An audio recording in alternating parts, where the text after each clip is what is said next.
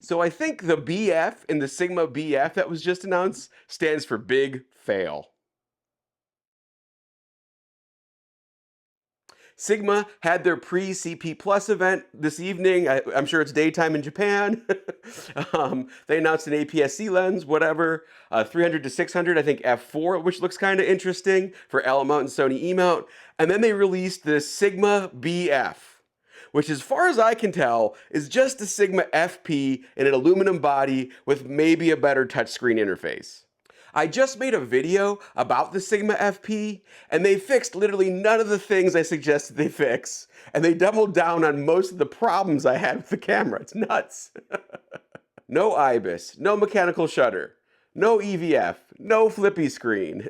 I'm not even sure if the thing has a hot shoe, you know?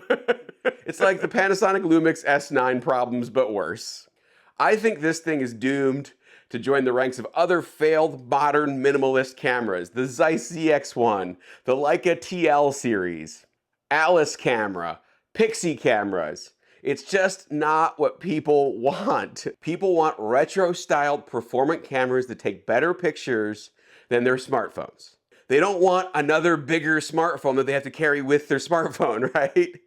The act of photography in itself is kind of a retro, artistic, historical act, right? You're snapping a picture, okay, freezing a moment in time, and maybe it will become either a piece of art or a part of the historical record.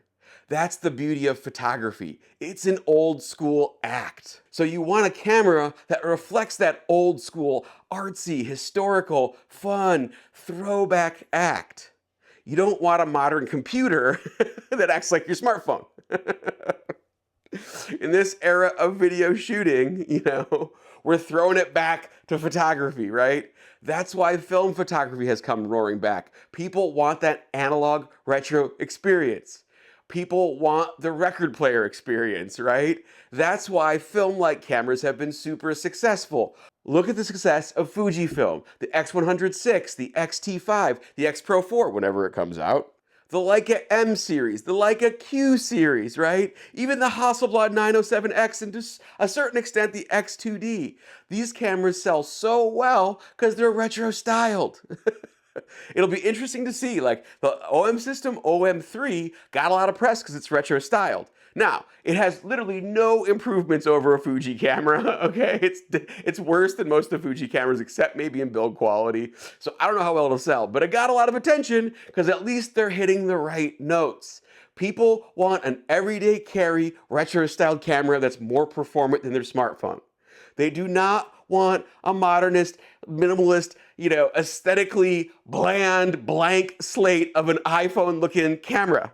People do not want the Sigma FP in an aluminum body with internal storage, no memory card, and nothing else. It's just not what they want. So in summary, I do think the Sigma BF stands for big fail. I think it's gonna sell like the Zeiss ZX1 and the Leica TL, meaning it's not gonna sell at all. It's a real shame. You know, Sigma had an opportunity to do something cool and retro and analog, and they just went the completely opposite direction. I like have to wonder if their marketing department didn't do market research or what. Maybe the Japanese market wants something completely different than the US market, but here in the US market, the film camera stuff is still ripping. That's what they should have made. Should Sigma have made a retro camera? Is this a complete miss, this Sigma BF with its silver lenses to go with it that are the same as their black lenses, which are actually cool lenses, but you know, nothing new there either. Or are you really excited about this modern styled camera and I'm completely off and everybody wanted a touchscreen camera with no flippy screen, no EVF, etc., etc. They just wanted a big block of aluminum that looks like their phone except thicker and heavier. Let me know your thoughts in the comments below. Like, comment, subscribe, all the good stuff, and I'll see you in the next one. Bye.